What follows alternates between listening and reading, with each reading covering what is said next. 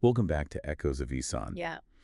Today we're going to be doing a deep dive into the world of itikaf. Okay. It's this beautiful spiritual practice that Muslims observe during Ramadan. Right.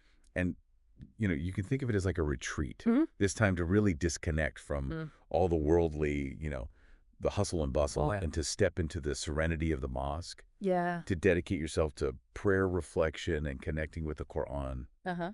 So we're going to be exploring this practice through the lens of the Muwatta Imam Malik, Okay. specifically Book 19, which focuses on itikaf during Ramadan. So what's really fascinating about itikaf is that it's not just about isolating yourself. Right. It's more about shifting your focus inwards, Uh-huh. prioritizing your relationship with Allah, Yeah. but while acknowledging that life continues. That's a really interesting point. Yeah. So it's not about completely shutting out the world, Right. but rather about intentionally creating a space for spiritual growth. One of the stories that really struck me in the Muwatta Yeah. involves the Prophet Muhammad, peace be upon him, Uh-huh. combing his hair while his wife Aisha, may Allah be pleased with her, was observing itikaf. Right. What did you make of that? Oh, that's a beautiful detail. Yeah. It reveals a lot. Yeah. On the surface, it might seem mundane, but, it reminds us that even the Prophet, peace be upon him, Right. maintained a degree of normalcy within this period of intense spiritual focus. Right. It underscores that itikaf isn't about, becoming a recluse. It's about refining your intentions and your actions. It's about finding that delicate balance Yes. between, worldly duties and spiritual aspirations. Uh-huh. It's interesting because another anecdote from the Muwatta Okay. describes Aisha, may Allah be pleased with her, Right. taking great care to minimize even simple actions like standing still, Uh-huh. while inquiring about sick people during her own itikaf. Exactly. And that highlights the other side of the coin. While some level of normalcy is maintained, the emphasis during itikaf is on minimizing distractions Right. and maximizing your focus on Allah. Right. Even a simple act like standing still for a conversation Yeah. can be seen as a potential distraction from that focus. So it's like calibrating your actions and intentions Exactly. to align with the spiritual goals of itikaf. Yes. Yeah. Imam Malik, may Allah have mercy on him, also delves into this concept of minimizing worldly engagements during itikaf. Right. He mentions specific limitations like not attending funerals, Oh. visiting the sick, or carrying out worldly obligations, Right. unless absolutely necessary. It's about drawing a clear boundary Yeah. between the sacred space you've created for itikaf Uh-huh. and the demands of everyday life. Right. Of course, exceptions exist for essential matters, Right. but the underlying principle is to dedicate this time to Allah, Yes. minimizing anything that could potentially disrupt that connection. It's fascinating how these seemingly small details, Yeah. like standing still or attending a funeral, Mm-hmm. can reveal so much about the essence of itikaf. Yeah.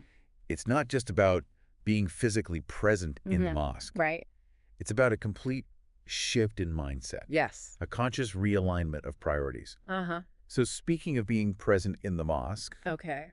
what are some of the specific rules or guidelines regarding the physical space of itikaf? So one of the fundamental rules outlined in the Muwatta is the necessity of staying within the mosque or its courtyards during itikaf. Okay. It's about creating this dedicated sanctuary, Yeah. a space wholly devoted to spiritual pursuits. Okay. The only exception to this rule is for necessary breaks, like relieving oneself. So the mosque becomes a sort of spiritual container Yes. holding you within its sacred boundaries. So it makes me think of like a protective bubble, Yeah. shielding you from the distractions of the outside world. Uh-huh. But what about mosques that don't hold Friday prayer? Oh, Is good. itikaf permissible in those spaces? That's a great question. Yeah. And the Muwatta addresses this specifically. Yeah. Itikaf is indeed permissible in mosques without Friday prayers, Okay. as long as it doesn't require you to leave the mosque to attend Friday prayers elsewhere. Right. The key is to maintain that continuous presence within the designated space. So the principle of staying within the mosque Uh-huh. applies even to those without Friday prayer, Right. as long as you're not forced to leave for that specific prayer. Exactly. It really emphasizes the importance of that uninterrupted time Yes. dedicated to spiritual reflection. Uh-huh. And speaking of time, when exactly should itikaf begin? So the Muwatta is very clear on this point. Okay. It emphasizes the importance of beginning itikaf before sunset on the intended night. Right. This ensures that your entire night is spent within the mosque, Okay. maximizing the time dedicated to spiritual practice. So there's a deliberate intentionality behind the timing. Yes. It's not about casually strolling into the mosque whenever you feel like it.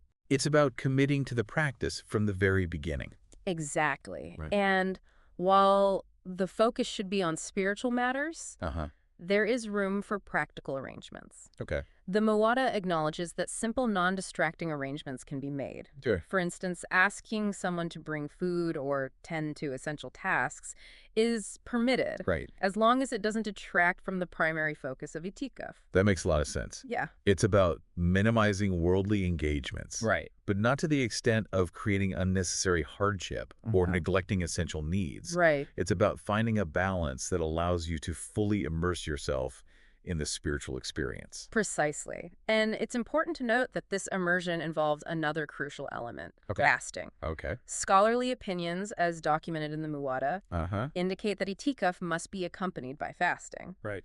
This is further supported by a Quranic verse that directly links fasting and itikaf. That's a powerful connection. Yes. Fasting and itikaf seem to go hand in hand, both involving self-discipline, turning inwards, Yeah. and focusing on spiritual nourishment. Exactly. They complement each other beautifully. Absolutely. They create a synergy that intensifies the overall spiritual experience. Right. They both call for a temporary withdrawal from worldly desires, Right. allowing you to cultivate a deeper connection with Allah through both physical and spiritual means. It's like they weave together a tapestry of devotion, Yeah. with each thread strengthening the other. Now, we know that itikaf often takes place during the last 10 nights of Ramadan, Right. a period of heightened spiritual significance. Yes. How does leaving for Eid, Okay. the joyous celebration that marks the end of Ramadan, factor into this practice? That's a great question. Yeah. The Muwatta beautifully captures the dedication to itikaf through the story of Abu Bakr bin Abd al-Rahman. May Allah have mercy on him. Okay. He was so committed to his itikaf Right. that he would only leave for necessary breaks in the Eid prayer. Wow, that's incredible. Yes. It speaks volumes about the level of commitment the early Muslims had to this practice. Right. They understood the profound value of dedicating this time solely to Allah. Indeed. And following their example, Imam Malik, may Allah have mercy on him, also preferred completing itikaf with the Eid prayer. Okay. This approach beautifully symbolizes the culmination of this spiritual retreat, Right. transitioning seamlessly from a period of intense worship to the joyous celebration of Eid. It's like a natural progression, Yeah. a spiritual crescendo building up to the joyous occasion of Eid. So ideally, one would stay in itikaf right up until the Eid prayer, Right. marking a perfect ending to a period of deep introspection and connection with Allah. Yes. But what happens if unforeseen circumstances, Okay. like an illness, disrupt your itikaf? Right. What if you're forced to miss some days? The Muwatta addresses this concern as well, Okay. emphasizing the importance of fulfilling the commitment you've made to Allah. It states that if you miss days of itikaf, even due to illness, Right. you are obligated to make up those days even if it extends beyond Ramadan. Cool. This obligation is based on the example of the Prophet Muhammad, peace be upon him. So it's a serious commitment, Yes. one that you strive to uphold even if external factors disrupt your initial plan. It speaks to the significance of following through on your intention Right. to dedicate this time to Allah. Exactly. But is there any flexibility in how these missed days are made up? Yes, thankfully there is. Okay. While the obligation to make up missed days remains, there's flexibility in terms of when you can fulfill them. Okay. You're not restricted to making them up immediately after Ramadan. Okay. This demonstrates the beautiful balance of mercy and accountability within Islamic teachings. That's reassuring to know. Yeah. It shows that Islam acknowledges the realities of human life and provides avenues for fulfilling your obligations, even in the face of unexpected circumstances. Exactly. But this next topic might surprise some listeners. Okay. Marriage during itikaf. It's definitely a topic that often raises eyebrows. Yeah.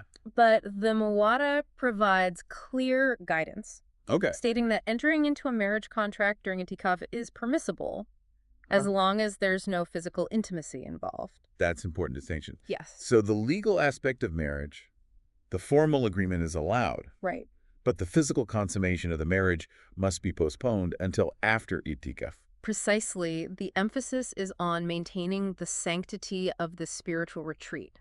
Right. Physical intimacy, while a beautiful and permissible act within marriage, would distract from the primary focus of itikaf. It's about respecting the boundaries of this sacred space and time, Uh-huh. prioritizing the spiritual connection Right. over the physical aspect of marriage, at least during the duration of itikaf. Exactly. But how does this differ from marriage during Hajj, Okay. when one is in a state of ihram, a state of ritual purity?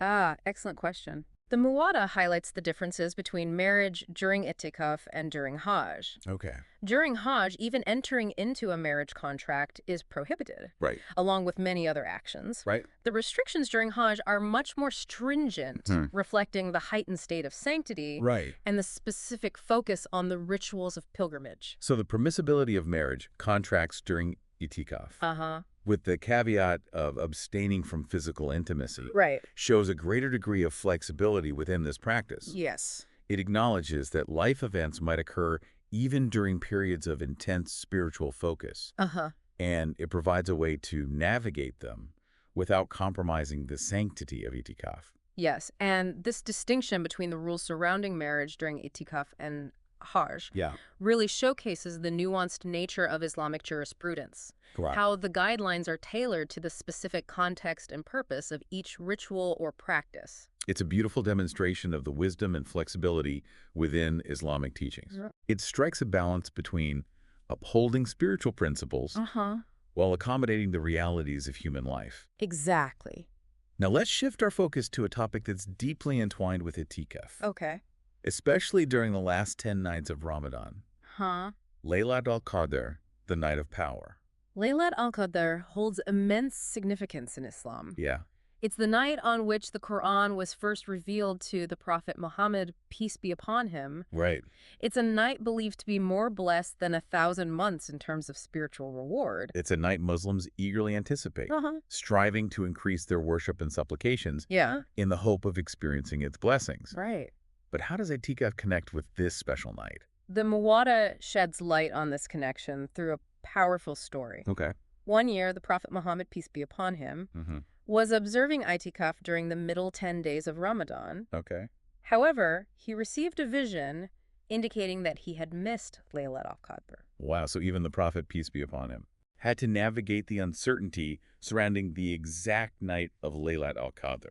Exactly. It emphasizes that this uncertainty is part of the test, Yeah. encouraging us to remain steadfast in our devotion Right. throughout the last 10 nights. Okay. The story goes on to say that the Prophet, peace be upon him, Mm-hmm. instructed his companions to continue their itikaf for the last 10 days in search of Laylat al-Qadr. So itikaf becomes a means of increasing your chances of experiencing Laylat al-Qadr, Precisely. especially during the last 10 nights when it's believed to occur. Yeah, and this is further emphasized by the various narrations mentioned in the Muwatta Okay. regarding the possible nights of Laylat al-Qadr. Right. Some suggest it falls on odd nights within the last 10, while others pinpoint specific nights like the 27th. It seems like the wisdom lies in seeking it throughout the last 10 nights, Exactly. rather than fixating on a single night. Yes. It encourages continuous devotion and vigilance. Absolutely. It's a reminder that the true essence of Laylat al-Qadr lies in sincerely seeking and striving for closeness to Allah, Yeah. regardless of the specific date. Right. It's about the journey, the intention, and the effort you put into connecting with your Creator. That's beautifully put. Yeah. It's about focusing on the spiritual growth, the purification of the heart, Uh-huh. and the strengthening of our connection with Allah, Right. which are the true hallmarks of both itikaf and the pursuit of Laylat al-Qadr. Exactly. This has been an incredibly insightful exploration of itikaf so far. Yeah. We've uncovered so much about the Prophet's example, Right. the rules and significance of the practice, its connection to fasting and Eid, Mm-hmm. and the crucial role intention plays in shaping the experience. Right. I'm eager to delve deeper into the heart of itikaf, to explore the practices that bring this spiritual retreat to life. There's so much more to uncover about this transformative practice and the profound impact it can have on our lives, both within and beyond Ramadan. Absolutely. Yeah. Welcome back to our deep dive into itikaf, guided by the wisdom of the Muwatta Imam Malik. We've covered a lot of ground. Yeah. From the prophet's example to those intriguing rules, and how itikaf ties into fasting, Right. and even the pursuit of Laylat al-Qadr. Yeah. But something we touched upon earlier really piqued my curiosity. Okay. The idea of marriage during itikaf. Uh-huh. It seems a bit paradoxical, doesn't it? Right. You're seeking spiritual solitude. Yeah. Yet a major life event like marriage is permissible. It's one of those nuances that make Islamic jurisprudence so fascinating. Right. Remember, itikaf is about refining your intentions and actions, Uh-huh. not necessarily erasing all aspects of your life. Yeah. The Muwatta is clear that entering into a marriage contract during itikaf is allowed, Okay. as long as there's no physical intimacy. So it's the legal commitment. Right. The formal agreement, that's fine. Uh-huh. But the physical aspect has to wait. Exactly. It seems to underscore the idea that while you're stepping back from the world, you're not completely severing ties.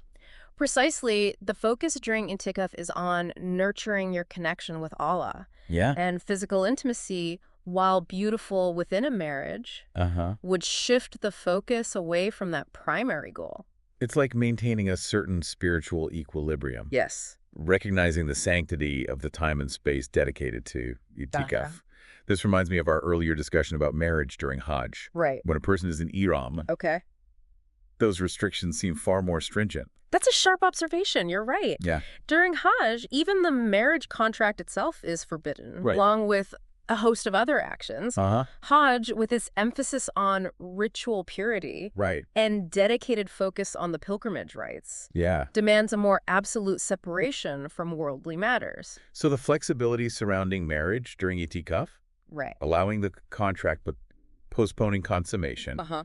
highlights the distinct nature of these two practices. Yeah. It's fascinating how Islamic law takes into account the context and purpose of each act. It's about balance and wisdom. Right. Islamic law acknowledges that life events can occur even amidst profound spiritual undertakings. Right. And provides guidelines to navigate those events without compromising the core principles of the practice. It's all starting to come together. Uh-huh. But let's turn back to the heart of itikaf itself. Okay. The practices that define this spiritual retreat. Yeah. And I think it's safe to say that prayer holds a central position. Absolutely. Prayer's the bedrock of a Muslim's life. Right. And during itikaf, it takes on an even deeper significance.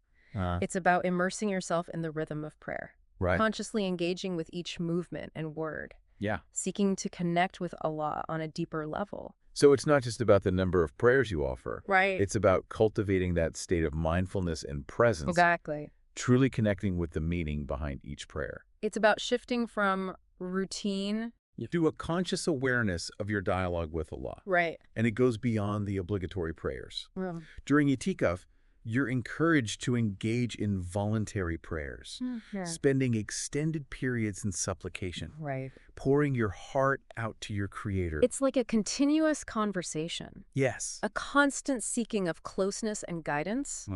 It's beautiful, but prayer isn't the only practice that defines itikaf, is it? Right. The Quran also plays a pivotal role. Absolutely. The Quran, the word of Allah, holds a central place in a Muslim's life. Right. During itikaf, you're encouraged to engage with the Quran deeply and intentionally, Okay. reciting it, pondering its meaning, and seeking to internalize his message. It's about letting the Quran penetrate your heart, Yes. allowing its wisdom to guide you, and its beauty to inspire you. Precisely. It's not just about reading the words. Yeah. It's about understanding their significance, reflecting on how they apply to your life. And ultimately seeking to embody the Quranic teachings in your thoughts and actions. The mosque, with its serene atmosphere Right. and the absence of worldly distractions, seems like the perfect environment for this kind of deep engagement with the Quran. Absolutely. The quiet solitude of the mosque, the absence of the usual hustle and bustle, Right. allows you to delve into the Quran without the noise of everyday life interfering with your reflection. Yeah. It's like a spiritual detox for the soul. It allows the soul to fully absorb the nourishment the Quran offers. Yes. It makes me wonder, what kind of impact does this kind of deep engagement with the Quran have on a person? It's transformative, really. Yeah. It can lead to profound insights and personal growth.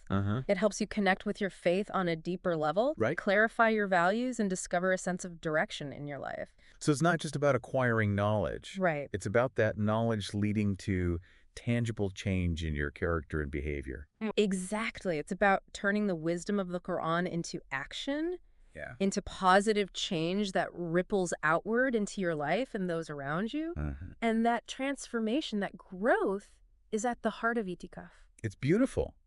It's about using this time to purify your soul, strengthen your bond with Allah, Right. and emerge a better version of yourself. Yes. But there's another practice, Okay. one that's woven throughout Islamic life, that takes on a special significance during itikaf, Right. the remembrance of Allah. Dhikr. It's such a beautiful practice. Yeah. A constant reminder of Allah's presence in our lives. Sure. It's the practice of repeating certain phrases or verses that glorify Allah or express gratitude to Him. It's about keeping Allah in your heart and mind, Yes. fostering a state of constant awareness and connection. And during itikaf, you're encouraged to engage in dhikr with even greater focus and intention. Okay. It's about utilizing the tranquility of the mosque to cultivate that constant state of remembrance, Right. allowing your heart to overflow with love and awareness of Allah. It's like creating a spiritual sanctuary within yourself, Yeah. surrounding your very being with the presence of Allah. Yes. But what kind of impact does this constant remembrance have on a person? It's profound, really. Yeah. Dhikr brings a sense of peace and tranquility, Uh-huh. a closeness to Allah that calms the heart and soothes the soul. All right. It's like a spiritual balm, purifying the heart and pushing away negative thoughts and influences. It's like a shield protecting you from the turmoil of the world Uh-huh. and keeping you anchored to your faith. Right. And alongside dhikr, another practice that takes center stage during itikaf is dua, Okay. supplication. Dua, the act of turning to Allah with your hopes, Right. fears, needs, and desires. It's a direct line of communication with your Creator. Yeah. A humble plea for His guidance, mercy, and support. It's a beautiful act of surrender and trust, acknowledging our limitations and seeking Allah's intervention in our lives. Exactly. And during itikaf, you're presented with a unique opportunity to immerse yourself in dua, Okay. to utilize the quiet solitude of the mosque, Uh-huh. to make heartfelt supplications, pouring your heart out to Allah. It's like a private audience with the king, a chance to lay bare your soul and seek his divine assistance. And it's not just about personal requests. Right. During itikaf, you're encouraged to make dua for your loved ones, Okay. your community, and the world at large. It's about expanding our circle of concern, Yes. remembering our interconnectedness, and seeking Allah's blessings for all. Precisely. Itikaf cultivates empathy and compassion, Right. reminding us of our shared humanity and responsibility to care for one another. So it's not just about personal piety. Right. It's about developing a heart that's attuned to the needs of others. Exactly. And this brings us to a dimension of itikaf that's often overlooked. Okay. The social aspect. Uh-huh. While itikaf involves a degree of solitude, Right. it also provides opportunities for meaningful connections with other Muslims. That's an interesting perspective. Yeah. I tend to think of itikaf as a solitary practice, but I can see how sharing the experience with others could enrich its spiritual value. Absolutely. The mosque becomes a vibrant community space during itikaf. Okay. People come together to pray, share meals, Right. engage in conversations about faith, Yeah. and support each other on their individual spiritual journeys. It's like a temporary spiritual family, united by their shared commitment to seeking closeness to Allah. And these interactions foster a beautiful sense of belonging, brotherhood, and solidarity. Right. They create opportunities for learning, inspiration, and encouragement, reminding us that we're not alone on this path. So while individual reflection is crucial, Yes. the communal aspect adds another layer of depth and meaning to the itikaf experience. It reminds us of the importance of community in Islam, of how we can uplift and support each other on this journey towards Allah. But all of this leads to a crucial question. Okay. What is the ultimate goal of all these practices during itikaf? Right. What are we striving for? That's the heart of it all, isn't it? Yes. From what we've explored so far. It seems like the overarching aim of itikaf is to draw closer to Allah, Yes. to purify the heart, and to nurture a deeper connection with the divine. It's about seeking Allah's pleasure, His mercy, and His forgiveness. Right. It's about taking this time to refine yourself, to become more mindful, compassionate, and God-conscious. In that transformation, that spiritual growth is what carries beyond the walls of the mosque, Yes. influencing your life long after Ramadan has ended. Mm-hmm. Welcome back to the deep dive. Yeah. We've spent this episode exploring the intricacies of itikaf, this remarkable spiritual practice observed during Ramadan. Right. It's like peeling back the layers of an onion, revealing new depths and insights with every conversation. It's been fascinating, hasn't it? It really has. We've journeyed from the Prophet's example through the Right. guidelines and significance of itikaf, delved into the practices that bring it to life, Yeah. and even touched on the social dynamics that unfold within the mosque. And throughout our exploration, Right. guided by the wisdom of Imam Malik's Muwatta, one theme has consistently surfaced: Yeah. the importance of intention. It's not simply about going through the motions, Right. but about aligning your heart and mind with the true purpose of itikaf. It's about infusing every action, Yes. every thought, every moment within itikaf Right. with the sincere desire to draw closer to Allah. It's that sincerity that Yeah. transforms the practice from a ritual into a transformative spiritual experience. It's about making a conscious choice, Right. a deliberate effort to turn towards Allah, seeking His guidance, mercy, and forgiveness. But I can imagine that for some, Yeah. the idea of itikaf might seem daunting. Right. The commitment, the discipline, the separation from the world. It's Uh-huh. not an easy undertaking. You're absolutely right. Yeah. It takes a certain level of dedication Uh-huh. to step outside of your comfort zone, Right. to silence the noise of the world, Yeah. and to create that space for deep introspection. But perhaps that's precisely why it's so valuable. In a world that's constantly pulling us in a million directions, Right. itikaf offers a sanctuary, a chance to reconnect with your inner self Yeah. and prioritize your relationship with Allah. It's like hitting a pause button on the chaos of life, Yeah. allowing you to realign your compass and refocus on what truly matters. And while the full experience of itikaf might not be accessible to everyone, All right. there are still ways to capture its essence, to integrate its principles into our daily lives, even outside of Ramadan. That's an empowering thought. It is, isn't it? So even if we can't physically retreat to the mosque for an extended period, we can still cultivate the spirit of itikaf in our own ways. Absolutely. It's about creating those pockets of sacred space and time Yes. within the busyness of life, setting aside dedicated time for prayer and reflection, Right. deepening your engagement with the Quran, Okay. increasing your dhikr and dua. These are all ways to invite the spirit of itikaf into your everyday life. It's about making a conscious effort to minimize distractions and to make space for those moments of connection with Allah. And this brings us back to the example of the Prophet Muhammad, peace be upon him. Even amidst his demanding responsibilities as a leader and guide, Right. he made time for itikaf, Yes. recognizing its profound impact on his spiritual well-being. His commitment to itikaf, Right. even while navigating the complexities of his life, Yeah. speaks volumes about the importance of prioritizing spiritual growth no matter our circumstances. It's a powerful reminder that nurturing our connection with Allah is an ongoing journey, one that requires effort and intentionality. Exactly. And the rewards of that effort, the fruits of seeking Allah, are immense. Yes. The Muwatta highlights the possibility of experiencing Laylat al-Qadr during itikaf, a night that surpasses 1,000 months in spiritual value. It's an opportunity to earn Allah's boundless blessings, to seek His forgiveness, and to draw closer to Him than ever before. But perhaps the most profound reward lies in the transformation that unfolds within you, the purification of your heart, Right. the strengthening of your bond with Allah, Yeah. the cultivation of virtues like patience, gratitude, and compassion. These are the gifts that stay with you long after Ramadan has ended. It's about planting seeds of faith and righteousness during itikaf. Right. Seeds that continue to nourish and shape your life. So as we conclude this deep dive into itikaf, Yeah. I want to leave you with this question. Okay. How can you cultivate the spirit of itikaf in your own life?